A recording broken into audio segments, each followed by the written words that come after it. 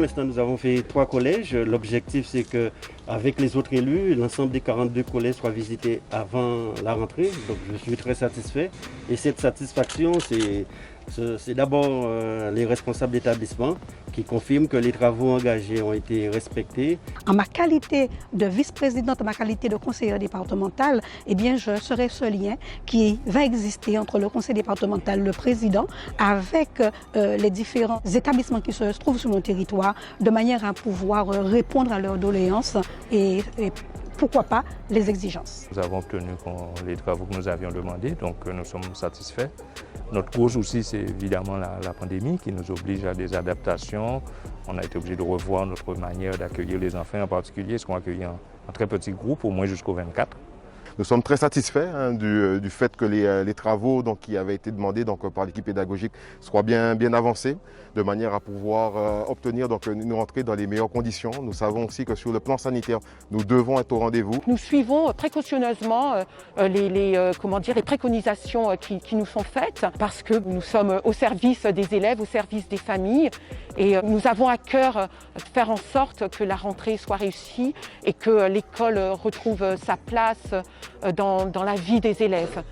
Dans le cadre de la crise sanitaire, il y a un certain nombre d'engagements. Vous avez pu voir à l'entrée de chaque collège, aussi bien Satino, Goudeliane ici, nous avons pu mettre des lavabos avec des pédales pour que les enfants puissent se laver les mains en entrant, mais aussi tout au long de la journée, de manière aussi à apporter cette contribution dans le cadre de cette crise sanitaire.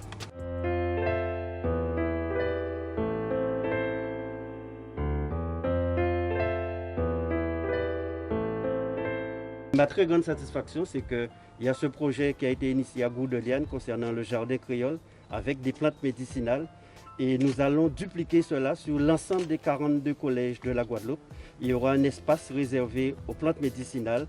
Et c'est important pour nous de sensibiliser nos élèves du plus petit âge jusqu'au secondaire afin qu'ils puissent avoir ce réflexe de manger local, qui fruits qui en nous, qui ont mango, qui ont cité, quels sont nos vrais fruits guadeloupéens. Je dirais tout simplement que c'est une belle action de la part du président du conseil départemental qui, très peu de temps après son arrivée au sein de cette collectivité, a pris les choses en main et notamment dans cette période de rentrée scolaire, il était judicieux et important pour nous d'être sur le terrain, voir quelles sont les problématiques, bien entendu, des différents établissements scolaires puisque nous embrayons, nous démarrons sur cette mandature et pouvoir par la suite, suivant un calendrier, faire en sorte de pouvoir apporter des solutions. Cette rentrée, je la vois de façon très positive puisqu'avec le président Guy Losbar, le staff technique, le staff administratif, nous faisons le tour des différents établissements, différents collèges, de façon à voir les avancées des différents travaux. Il s'agit pour nous de faire en sorte que la rentrée soit